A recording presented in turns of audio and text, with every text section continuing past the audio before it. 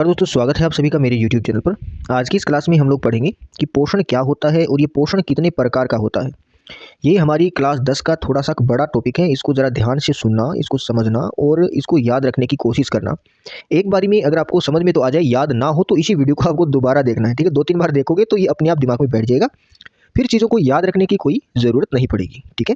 तो चलिए मैं क्लास को शुरू कर रहा हूँ। एक एक शब्द को ध्यान से सुन लीजिए और हमें ये जानने का प्रयास करना है कि ये जो बुक है हमारे सामने, ये बुक हमसे क्या कहना चाहती है, ठीक है। तो चलिए मैं क्लास को अब कंटिन्यू कर रहा हूँ, इसको शुरू कर रहा हूँ। यहाँ से मैं इसको शुरुआत कर रहा हूँ, ठीक है। इससे पहले जो 2 क्लासेज हुई हैं उनके लिंक आपको वीडियो के डिस्क्रिप्शन में मिल जाएंगे। तो देखिए, जब हम टहलते हैं या साइकिल की सवारी करते हैं तो हम ऊर्जा का उपयोग करते हैं, ठीक है। जब हम लोग टहल रहे हैं, चल रहे हैं या फिर हम साइकिल की सवारी करते हैं तो किसका उपयोग करते हैं? ऊर्जा का उपयोग करते हैं। इसको मैंने हाईलाइट किया है, ये बाद में समझ में आएगा क्यों किया है, ठीक है। यहाँ तक पहुँचेंगे तब समझ में आएगा। उस स्थिति में भी जब हम कोई आभासी क्रियाकलाप नहीं कर रहे हैं, हमारे शरीर में कर्म की स्थिति के अनुरक्षण करने के लिए ऊर्जा की आवश्यकता होती है। इस चीज़ को ज़रा ध्यान से समझ लीजिएगा, फिर आपको याद रखना नहीं पड़ेगा। तो देखिए, अगर हम लोग कोई क्रियाकलाप कर रहे हैं, मान लीजिए आप टहल रहे हैं, आप साइकिल चला रहे हैं या कोई भी ऐसा काम कर रहे हैं जिससे ये दिख रहा है कि आप काम कर रहे हो, तब तो आपको किसकी आवश्यकता होती है? ऊर्जा की आवश्यकता होती ही है। लेकिन अगर आप कुछ भी नहीं कर रहे हो, बिल्कुल लेटे हुए हो, सो रहे हो, तब भी आपको ऊर्जा की आवश्यकता होती है। तो यहाँ पर तो कोई बोल दे कि हमें जो क्रियाकलाप हम लोग कर रहे हैं उनके लिए ऊर्जा चाहिए, लेकिन यहाँ क्यों चाहिए? यहाँ ऊर्जा इसलिए चाहिए क्योंकि हमारे शरीर की जो कर्म स्थिति है उसको बनाए रखना है, हमें जीवित रखने के लिए भी ऊर्जा की आवश्यकता होती है, ठीक है। इसका ये मतलब है। यहाँ पे आगे बढ़ते हैं। वृद्धि, विकास, प्रोटीन संश्लेषण आदि में हमें बाहर से भी पदार्थ की आवश्यकता होती है। यह जो ऊर्जा का स्रोत है तथा जो पदार्थ है जो हम खाते हैं उसको भोजन कहते हैं। वह भोजन है, ठीक है। भोजन की परिभाषा को हमने पिछली क्लास में अच्छे से समझा है, फिर भी मैं एक बार आपको फिर से बता देता हूँ कि भोजन हम किसको कहेंगे। जीव शरीर से बाहर कोई भी पदार्थ उपस्थित है और उसमें निहित ऊर्जा है और उस निहित ऊर्जा को शरीर के अंदर आवश्यकता है। तो यदि हम उस पदार्थ को अपने शरीर में ग्रहण करते हैं तो वह पदार्थ भोजन कहलाता है और उस पदार्थ को शरीर में लेना वह कहलाता है हमारा पोषण, ठीक है। ये हमने पिछली क्लास में अच्छे से समझा था। अभी हमारी नई हेडिंग है यहाँ से आगे फिर कि सजीव अपना भोजन कैसे प्राप्त करते हैं, ठीक है। अब यहाँ से देखिए कॉन्सेप्चुअल चीज़ें भी आ सकती हैं, तो आप पूरे फोकस होकर इसको देखना, इसको समझने का प्रयास करना, रटना मत कुछ भी।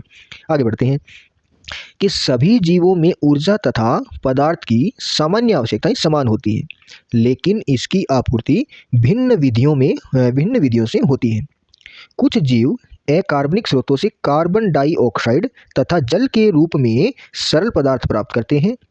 ये स्वपोषी कहलाते हैं। अब यहाँ से देखिए पहला कॉन्सेप्ट निकल के किसका है? स्वपोषी, यानी कि ऐसे जीव जो अपना भोजन खुद बना लेते हैं उनको क्या बोलेंगे? उनको बोलेंगे स्वपोषी जीव। इन्होंने अपना भोजन बनाया कैसे? इन्होंने कार्बन डाइऑक्साइड लिया और क्या लिया? और जल लिया। और प्रकाश की उपस्थिति में हमें पता है कि कार्बन डाइऑक्साइड और जल का उपयोग करके पौधे अपना भोजन खुद बना लेते हैं।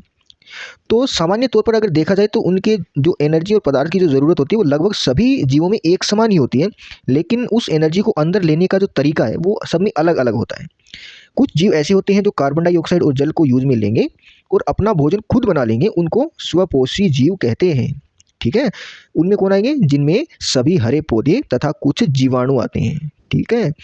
कुछ जीव ऐसे होते हैं जो यहाँ पे नहीं लिखा हुआ, मैं आपको ऐसे ही बता देता हूँ।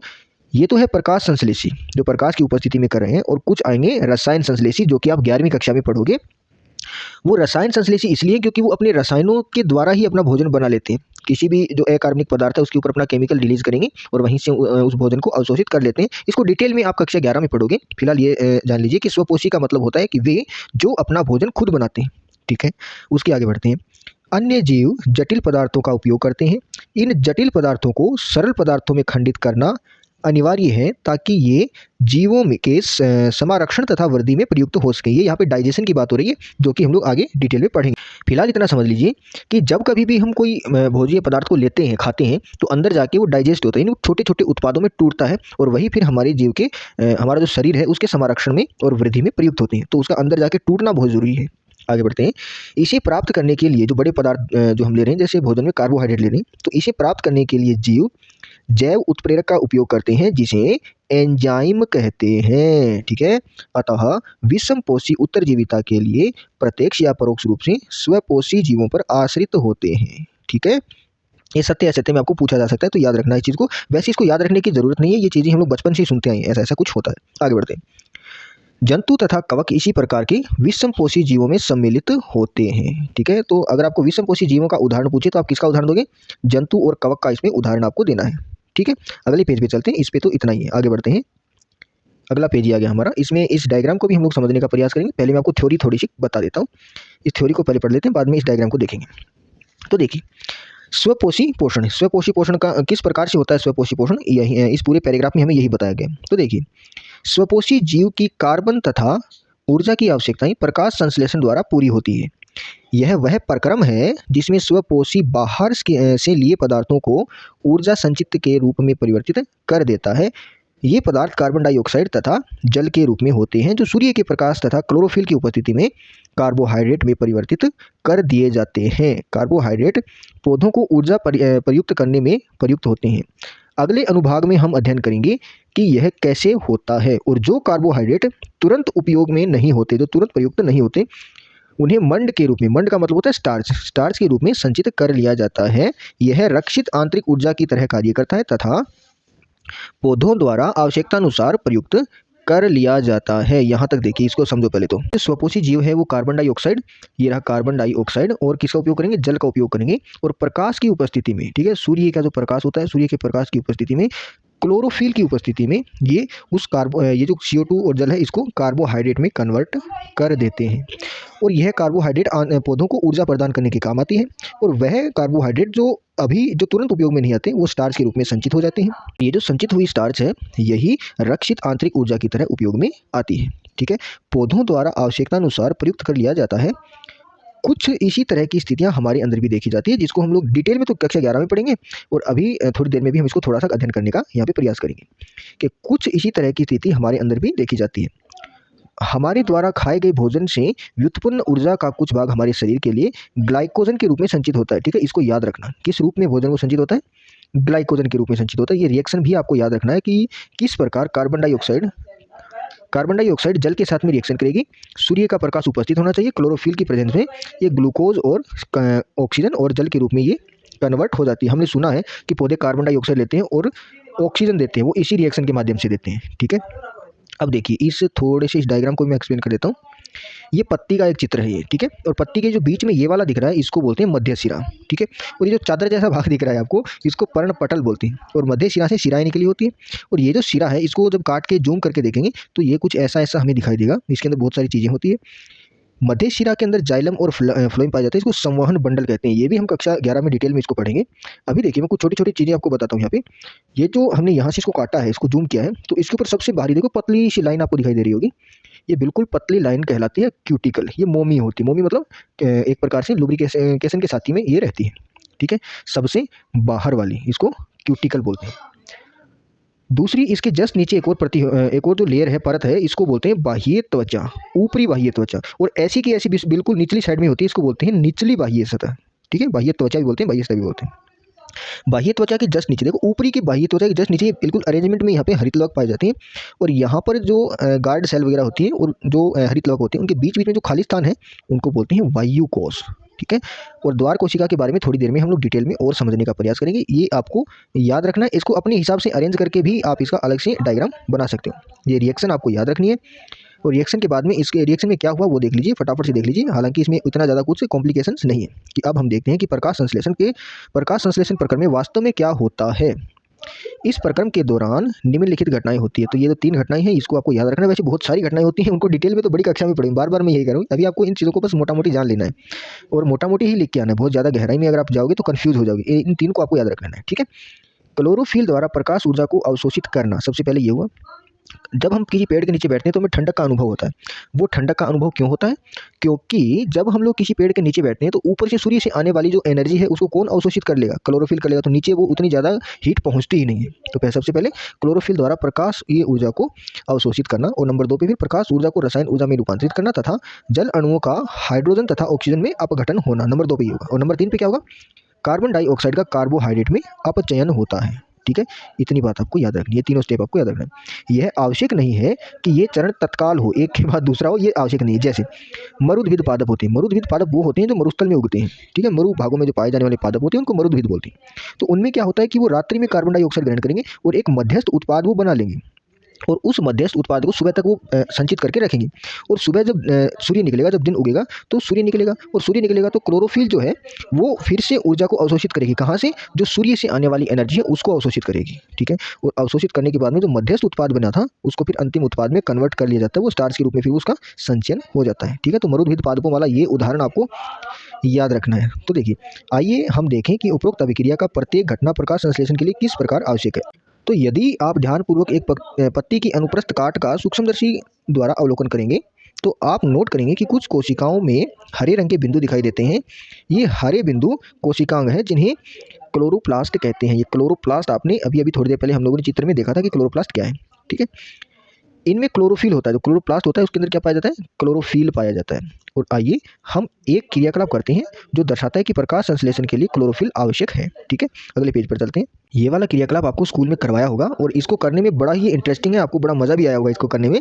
तो मैं इसको छोड़ रहा हूँ, अभी आगे से थ्योरी पे ही कंटिन्यू कर रहे हैं, ठीक है। तो यहाँ पे देखिए, मैं थोड़ा सा इसको एक्सप्लेन कर देता हूँ, पहले इसको समझ लीजिए। पहले ये एक रंध्र है, ठीक है। और ये रंध्र कौन सा है? ये जो बीच में जो आपको दिखाई दे रहा है ये रंध्र है। और यहाँ पर ये गार्ड सेल है। गार्ड सेल का मतलब द्वार कोशिकाएं होती है, इसको रक्षा करने वाली कोशिकाएं भी इसको बोलते हैं। द्वार कोशिकाएं, द्वारपाल कोशिका इनको बोल सकते हैं, ठीक है।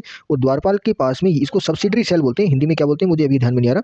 ये द्वार कोशिका, सब्सिडरी सेल, और ये बीच में ये रंध्र होता है, ठीक है। इसको याद रखना, आपको 3 याद रखने, क्योंकि हमारी किताब में 3 दिए हुए हैं, इसलिए हम इनको 3 को याद रखेंगे। ये द्वार कोशिका, ये रंध्र, और ये इसका तो दिया नहीं हुआ, इसके अंदर जो ये दिखाई दे रहा है इसको हरित लवक बोलते हैं, ठीक है। तो द्वार कोशिकाओं में भी हरित लवक पाया जाता है, ठीक है। अब देखिए इसकी थ्योरी पढ़ लीजिए जो हमारे बहुत ज़्यादा काम की है। मैं इसको थोड़ा सा जूम आउट कर देता हूँ। अब हम अध्ययन करेंगे कि पौधे कार्बन डाइऑक्साइड कैसे प्राप्त करते हैं। कक्षा 9 में हमने रंध्र की चर्चा की थी, जो पत्ती की सतह पर सूक्ष्मदर्शी छिद्र होते हैं। प्रकाश संश्लेषण के लिए गैसों का अधिकांश आदान प्रदान इन्हीं छिद्रों के द्वारा होता है, लेकिन यहाँ यह जानना आवश्यक है कि गैसों का आदान प्रदान तने, जड़, पत्ती, इन सबसे भी होता है, तो सतह से भी होता है। इन रंध्रों से पर्याप्त मात्रा में जल की हानि भी होती। अतः जब प्रकाश संश्लेषण के लिए कार्बन डाइऑक्साइड की आवश्यकता नहीं होती है तब पौधा इन रंध्रों को बंद कर देता है। छिद्रों का खुलना और बंद होना द्वार कोशिकाओं का एक कार्य होता है। द्वार कोशिकाओं में जब जल अंदर जाता है तो वे फूल जाती हैं और रंध्र का छिद्र खुल जाता है। इसी तरह से जब द्वार कोशिकाएं सिकुड़ जाती है तो रंध्र का छिद्र बंद हो जाता है, ठीक है। ये प्रोसेस आपको ध्यान में रख लेना है। वैसे आपको आपकी कक्षा में बोर्ड के ऊपर ये चीज़ें समझाई होगी, कैसे रंध्र खुलता है, कैसे रंध्र बंद होता है, लेकिन फिर भी आप इसको यहीं से पढ़ के याद रखने का प्रयास करना है, ठीक है। अगले पेज पर चलते हैं। इसको यहाँ से एक और क्रियाकलाप है यहाँ पे, और ये क्रियाकलाप जब आप लोगों ने स्कूल में किए होंगे तो आपको बड़ा ही इंटरेस्ट इसके अंदर आया होगा। मैं यहाँ पे केवल थ्योरी का को एक्सप्लेन करता हुआ यहाँ पे जा रहा हूँ। अगर आप कहेंगे तो क्रियाकलाप के मैं वैसे वीडियोस बना दूंगा, आप लोग बोलना कमेंट करके इसके बनाने हैं कि नहीं बनाने। बड़ा इंटरेस्टिंग होता है ये सारी चीज़ें। उपरोक्त 2 क्रियाकलापों के आधार पर हम क्या हम ऐसा प्रयोग कर सकते हैं जिससे प्रदर्शित हो सके कि प्रकाश संश्लेषण के लिए सूर्य के प्रकाश की आवश्यकता होती है। तो देखिए आगे क्या लिखा हुआ है यहाँ पे कि अब तक हम यह चर्चा कर चुके हैं कि स्वपोषी अपनी ऊर्जा की आवश्यकताओं की पूर्ति कैसे करते हैं, लेकिन उन्हें भी अपने शरीर के निर्माण के लिए अन्य कच्ची सामग्री की आवश्यकता होती है। स्थलीय पौधे प्रकाश संश्लेषण के लिए आवश्यक जल की पूर्ति जड़ों द्वारा मिट्टी में उपस्थित जल के अवशोषण, ठीक है, अवशोषण का मतलब वहाँ से वो सोख लेते हैं, अवशोषण से करते हैं। नाइट्रोजन, ये इंपॉर्टेंट है, इसको याद रखना। नाइट्रोजन, फास्फोरस, लोहा, मैग्नीशियम, सरीखे यानी इनके जैसे, सरीखे का मतलब इनके जैसे अन्य पदार्थ भी मिट्टी से लिए जाते हैं, इसीलिए इनको खनिज लवण भी बोला जाता है। पौधे वहीं से इसको लेते हैं। नाइट्रोजन एक ऐसा तत्व है जो बहुत ज़्यादा आवश्यक है। इसका उपयोग प्रोटीन संश्लेषण तथा अन्य यौगिकों के संश्लेषण में किया जाता है। इंपॉर्टेंट है, इसको याद रखना है आपको। इसे अकार्बनिक नाइट्रेट का नाइट्राइट के रूप में लिया जाता है। इन्हें उन कार्बनिक पदार्थों के रूप में लिया जाता है जिन्हें जीवाणु वायुमंडलीय नाइट्रोजन से बनाते हैं, ठीक है। जीवाणु किसको बनाएंगे? इनको बनाएंगे, और इनको कौन ग्रहण कर लेगा? पौधे ग्रहण कर लेंगे, और उससे क्या करेंगे? प्रोटीन आदि का संश्लेषण भी करेंगे। ये हमारे डीएनए का भी भाग होता है, तो ये बहुत ज़्यादा इंपॉर्टेंट है। आरएनए डीएनए दोनों का भाग होता है, और इसको भी कक्षा 11 में आपको डिटेल में समझना है, ठीक है। अब हम लोग पढ़ेंगे विषम पोषण, ठीक है। विषम पोषण यहाँ से पढ़ेंगे। प्रत्येक जीव अपने पर्यावरण के लिए अनुकूलित है। भोजन के स्वरूप एवं उपलब्धता के आधार पर पोषण की विधि विभिन्न प्रकार की हो सकती है। इसके अतिरिक्त यह जीव के भोजन ग्रहण करने के ढंग पर भी निर्भर करती है। उदाहरण के लिए यदि भोजन अचल है, अचल भोजन में हम घास को ले सकते हैं, ठीक है, उसको कौन खाएगा? हिरण खाएगा। या गतिशील है, जैसे हिरण है, हिरण किसका भोजन है? शेर का भोजन है। दोनों प्रकार के भोजन का अभिगम का तरीका भिन्न भिन्न है तथा गाय व शेर किसी पोषक उपकरण का उपयोग करते हैं। जीवों द्वारा भोजन ग्रहण करने और उसके उपयोग की अनेक युक्तियां हैं। कुछ जीव भोज्य पदार्थों का विघटन शरीर के बाहर करते हैं। कैसे करते हैं वो डिटेल में अगली क्लास में देखेंगे, अभी यहाँ पे एक्सप्लेन करने का कोई मतलब नहीं है। और तब उसका पोषण करते हैं। तब उसका अवशोषण करते हैं। यानी बाहर वो क्या करते हैं, देखिए मैं थोड़ा सा बता देता हूँ। जैसे कोई जीव है और ये उसका भोज्य पदार्थ है और ये एक जीव है मान लीजिए, ठीक है। तो ये क्या करेगा, एक केमिकल रिलीज करेगा। ये जीव है मान लीजिए, इसके ऊपर एक केमिकल रिलीज करेगा और इसको फिर यहीं पे डाइजेस्ट करेगा, उसको यहीं पे सड़ा देगा और यहाँ से फिर क्या करेगा, इसको अपने शरीर की सतह से ही इसका एब्जॉर्प्शन कर लेगा। यानी ये जो पाचन हुआ है शरीर के बाहर हुआ है, ठीक है। इस प्रकार से बाह्य पोषण होता है, ठीक। तो आगे बढ़ते हैं। जीवों द्वारा भोजन करने विभिन्न तरीके अपनाए जाते हैं, जैसे गाय, शेर, कुछ जीव भोज्य पदार्थों का विघटन शरीर के बाहर ही कर देते हैं और तब उसका अवशोषण करते हैं, जैसे फफूंदी, यीस्ट, मशरूम आदि कवक के उदाहरण हैं। अन्य जीव संपूर्ण भोज्य पदार्थ का अंतर्ग्रहण करते हैं, जैसे कि हम लोग करते हैं। हमारा जो डाइजेशन है वो पेट के अंदर होता है हमारे, तो अंतर्ग्रहण करते हैं तथा उनका पाचन शरीर के अंदर होता है, ठीक है। तो ज़्यादातर का तो शरीर के अंदर ही होता है और बाकी का कहाँ होता है, शरीर के बाहर होता है। देखिए अमीबा का यहाँ पे चित्र भी दिया गया है, इसको हम लोग समझेंगे। पहले ये बचा हुआ थोड़ी सी थ्योरी मैं आपको यहाँ पे एक्सप्लेन कर देता हूँ, ठीक है।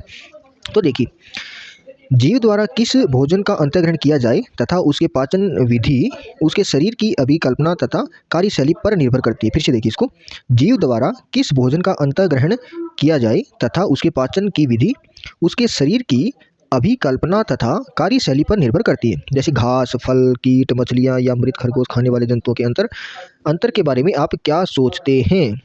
कुछ अन्य जीव पौधों जंतुओं को बिना मारे उनसे पोषण प्राप्त करते हैं। यह पोषण युक्ति अमरबेल, किलनी, जूहू, लीच और फीताकृमि सरीखे बहुत से जीवों द्वारा होता है। सरीखे का मतलब उनके जैसे जीवों द्वारा होता है, ठीक है।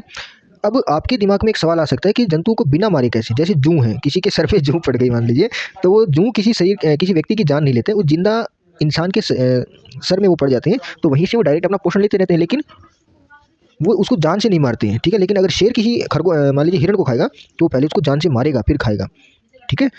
तो देखिए, जीव अपना पोषण कैसे प्राप्त करते हैं। तो अभी एक मिनट इसको मैं रोक देता हूँ, पहले इसको देख लीजिए, है ना। ये एक अमीबा है, ठीक है, और अमीबा के अंदर ये इसका केंद्रक है, ठीक है। ये जो लाइन यहाँ पे दिखाई दे रही है, ये जो गोल गोल से आपको दिखाई दे रही है, इसका केंद्रक है। जो सेल में केंद्रक होता है ये वैसा ही है, ठीक है।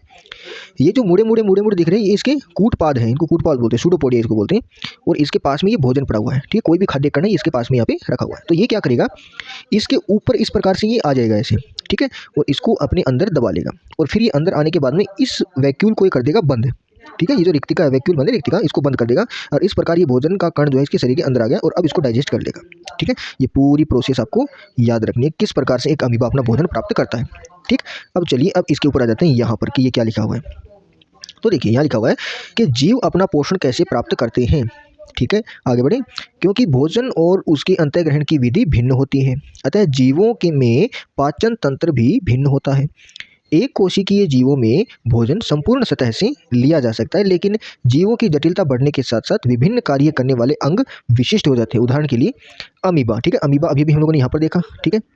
तो अमीबा में क्या होता है, देखिए, जैसे अमीबा एक कोशिकीय सतह से अंगुली जैसी अस्थायी प्रवर्ध की मदद से भोजन ग्रहण करते हैं, जिनको हम लोगों ने सूडोपोडिया बोला, यानी कूटपाद बोला। यह प्रवर्ध भोजन के कणों को घेर लेते हैं, जैसे हमने बताया था ना, इस प्रकार घेर लेते हैं, ठीक है, तथा संगलित होकर खाद्य रिक्तिका बनाते हैं। खाद्य रिक्तिका के अंदर जटिल पदार्थों का विघटन सरल पदार्थों में हो जाते हैं, इसका डाइजेशन यहाँ पे हो जाता है, ठीक। और वे कोशिका द्रव्य में विसरित हो जाते हैं, वहाँ से वे कोशिका द्रव्य में चले जाएंगे। बचा हुआ अपच पदार्थ कोशिका की सतह की ओर गति करता है तथा शरीर से बाहर निष्कासित कर दिया जाता है, ठीक है।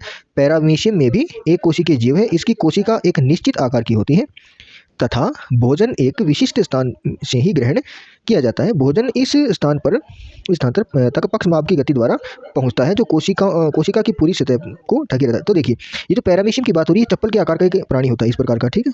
ये ऐसा एक जीव होता है, ठीक है। और इस जीव के अंदर एक छोटी सी चीज़ पाई जाती है, जैसे ये पूरा जीव है, उसको मैं यहाँ से थोड़ा सा मिटा देता हूँ इतना, ठीक है। और यहाँ से मिटाने के बाद में इसकी संरचना में थोड़ा सा क्या बदलाव है, ये कुछ इस प्रकार का होता है, ठीक है। और यहाँ पे छोटे छोटे रोम पाए जाते हैं, इनको बोलते हैं पक्षमाग, और ये लगातार गति करते रहते हैं। जैसे यहाँ पे भोजन है और इस भोजन को पानी के साथ में यहाँ पे भेजेंगे और भोजन को रख लेंगे, डाइजेस्ट करेंगे, और जो अवशेषी पदार्थ है उनको बाहर भी यहीं से निकाल, यहाँ से भोजन आया, इसमें गया और फिर निकाल दिया, और यहीं से इसका डाइजेशन हो जाता है। ये होता है पैरामीशियम, जिसको चप्पल कृमि भी बोल देते हैं कभी कभी। तो ये भी काम कहाँ से हो रहा है, सतह से हो रहा है, और ये कैसा है, एक कोशिकीय जीव है, ठीक है। अगला हमारा टॉपिक है मनुष्य में पोषण, ठीक है। तो मनुष्य में पोषण, हम एलिमेंट्री कैनाल यहाँ पे इंपॉर्टेंट है, इसी को याद रखना है, और इसका सचित्र वर्णन करना भी आ सकता है, तो इसको जरा ध्यान से पढ़ लीजिएगा, ठीक है। तो चलिए शुरू करते हैं। हमारा अब आगे का टॉपिक क्या रहेगा, अब रहेगा मनुष्य में पोषण, ठीक है। एलिमेंट्री कैनाल का मतलब होता है आहार नाल, ठीक है। तो शुरू करते हैं। आहार नाल मूल रूप से मुंह से गुदा तक विस्तृत एक लंबी नली है। चित्र 5.6 में हम इस नली के विभिन्न भागों को देख सकते हैं। जो भोजन हमारे शरीर में एक बार प्रविष्ट हो जाता है उसका क्या होता है, यह हम इस प्रक्रम में चर्चा करेंगे। ठीक है, तो एलिमेंट्री कैनाल कहाँ से कहाँ तक होती है ये हमें याद रखना है। ये जो क्रियाकलाप दिया गया है इसको मैं यहाँ पे छोड़ रहा हूँ। क्रियाकलाप आप लोगों ने क्लास में किए होंगे, ऐसे ये आपको समझ में भी नहीं आएंगे, है ना। तो देखिए यहाँ से फिर से देखते हैं एलिमेंट्री कैनाल को। पहले मैं इसको आपको एक्सप्लेन कर देता हूँ, फिर इसको देखते हैं। सबसे पहले आता है माउथ, यानी कि हमारा मुख। तो मुख, ये जो हमारे दो होठ होते हैं इन्हीं को मुख बोलते हैं। ठीक है, मुख से जब अंदर जाएंगे तो वो आएगी मुख गुहा, इसको हम बकल कैविटी बोलते हैं। ठीक है, इसको याद रखना, मुख और उसके बाद है मुख गुहा। और मुख गुहा के अंदर होते हैं हमारे दांत और जिह्वा। ठीक है, और उसके बाद में यहाँ पे एक फेरिंग्स हो रहा है जो यहाँ पे दिखाया हुआ नहीं है। उसके बाद आगे चलेंगे यहाँ पे तो ये हमारी ग्रेसिका होगी, ओइसोफेगस। और ओइसोफेगस जो ग्रेसिका है वो आगे जाके किस में खुलेगी, स्टोमच के अंदर, आमाशय के अंदर ये खुलेगी। ठीक है, और आमाशय आगे खुलेगा शुद्धांत्र में। ठीक है, शुद्धांत्र का मतलब छोटी आंत। और शुद्धांत्र के जस्ट नीचे यहाँ पे ये देखिए लंबा सा होता है ये, और इसको डिटेल में 11वीं क्लास में पढ़ोगे आप लोग। ये अग्नाशय होता है, पैनक्रियाज जिसको बोलते हैं। और इसके यहाँ पे देखो साइड में ये बड़ा सा दिख रहा है, ये इसका लीवर है। और लीवर के यहाँ पे देखिए जो छोटा सा दिख रहा है ना मछली सा, इसको बोलते हैं पीत पित्ताशय होता है यहाँ पे पास में। ठीक है, कौन सा, ये वाला, जो ये देखो ये वाला, ये पित्ताशय होता है। ठीक है, पित्त का भंडार होता है। और ये होती है पीत नली। इसको बहुत ज़्यादा डिटेल में हमें 11वीं कक्षा में पढ़ने को मिलेगा, बड़ा इंटरेस्टिंग होता है इसको पढ़ना। ये पीत जो रस है ये यहीं पे बनता है लीवर के अंदर, और फिर यहाँ पे आके स्टोर होता है। इसके अंदर क्या होता है, स्टोर होता है। ठीक है, ये स्टोमच किस में खुला, शुद्धांत्र में, यानी छोटी आंत में खुला। और शुद्धांत्र फिर आगे चल के वृद्धांत्र यानी कि बड़ी आंत में खुल जाता है। और फिर आगे देखिए, इसको थोड़ा सा मैं ऐसे कर लेता हूँ। यहाँ पे देखिए बड़ी आंत होगी, और बड़ी आंत के बाद में ये आ गया रेक्टम हमारे लास्ट के अंदर। ठीक है, ये एक चीज़ यहाँ पे दिखाई नहीं, डायरेक्ट यहाँ पे गुदा द्वार दिखाई दे, उससे जस्ट पहले ये वाला जो पोर्शन है इसको रेक्टम बोलते हैं। यहीं पे हमारा जो मल है वो स्टोर होकर रहता है।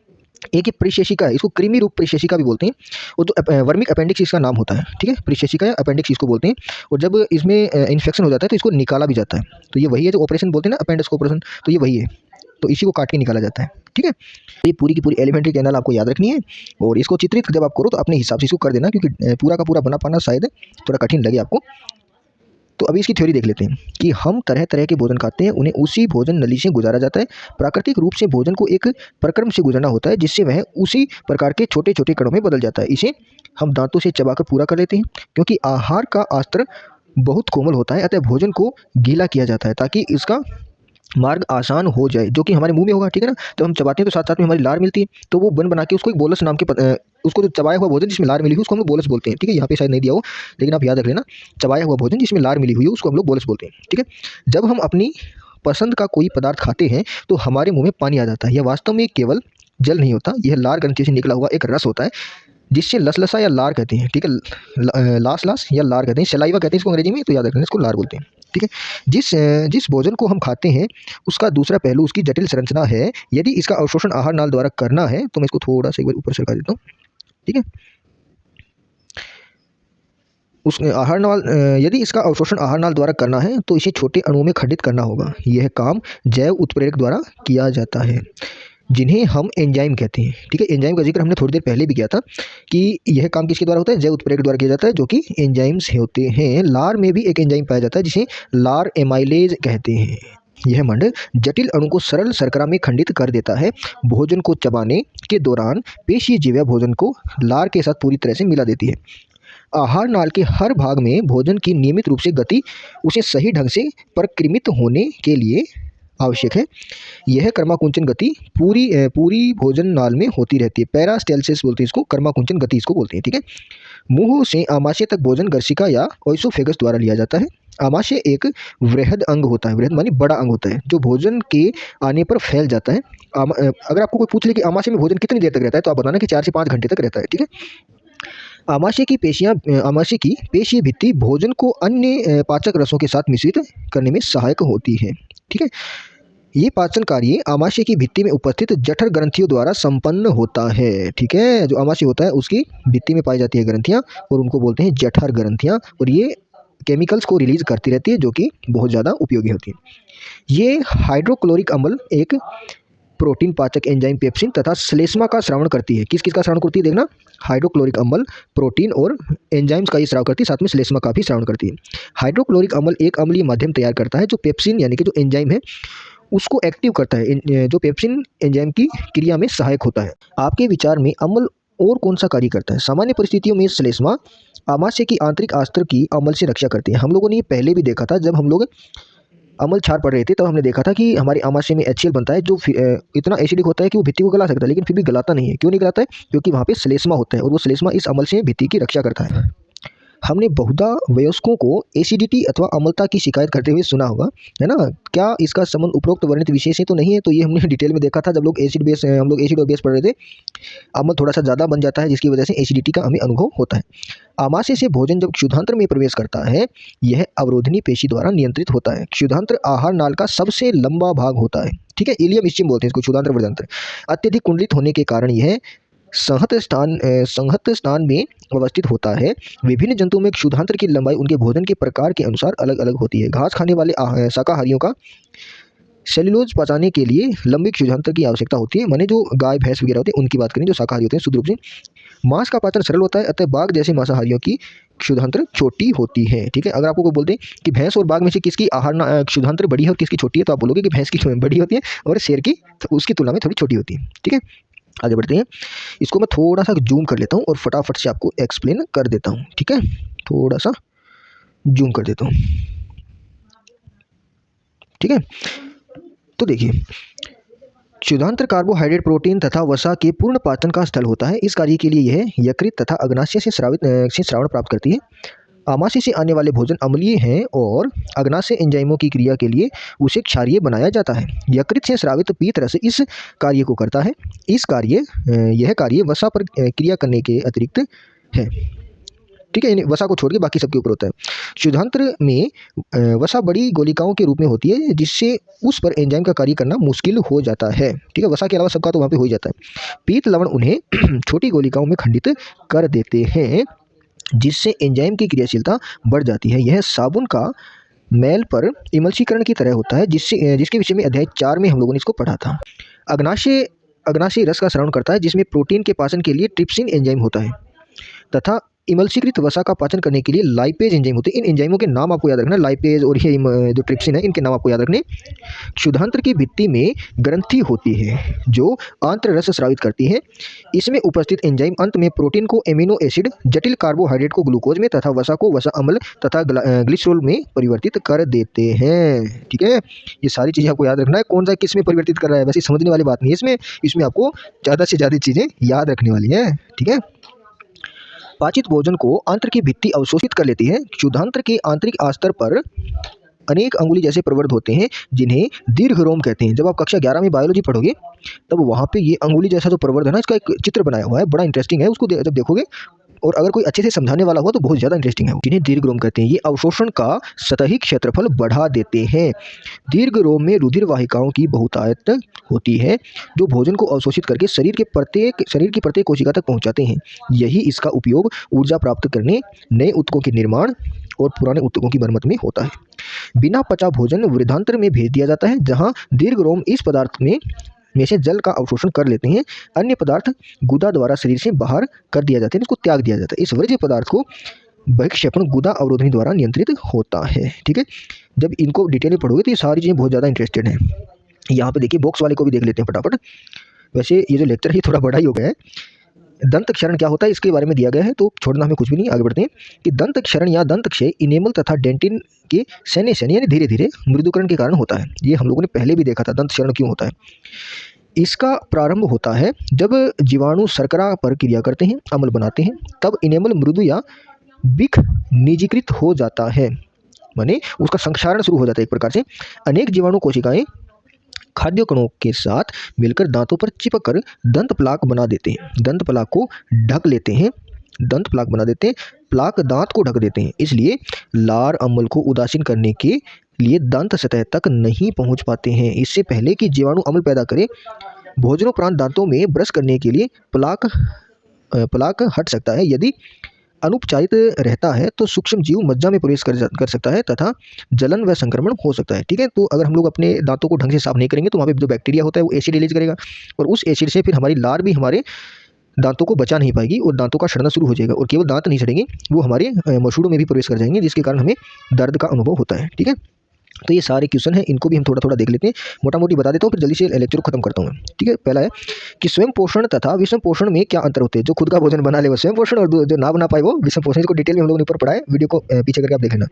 प्रकाश संश्लेषण के लिए आवश्यक कच्ची सामग्री पौधा कहाँ से प्राप्त करता है। तो प्रकाश तो सूर्य से प्राप्त कर लेगा, क्लोरोफिल उसके अंदर होता ही है, और कार्बन डाइऑक्साइड को वातावरण से प्राप्त कर लेगा, जल को जड़ों से, मिट्टी से प्राप्त कर लेगा। ठीक है, हम तो तीसरा है आमाशय। हमारे आमाशय में अम्ल की भूमिका क्या होती है। वो भोजन को डाइजेस्ट करने के काम आता है, वो सड़ाता है उसको, और उससे रक्षा कौन करता है, श्लेष्मा करता है। ठीक है, क्वेश्चन नंबर 4 है पाचक एंजाइम क्या कार्य करते हैं। तो पाचक एंजाइम पचाने का कार्य करते हैं, उसको ऊपर भी हम लोगों ने थोड़ा इसको देखा था, तो देख लेना उसको वीडियो को बैक करके। पांचवा क्वेश्चन है कि पचे हुए भोजन को अवशोषित करने के लिए क्षुधांतर को कैसे अभिकल्पित किया गया है।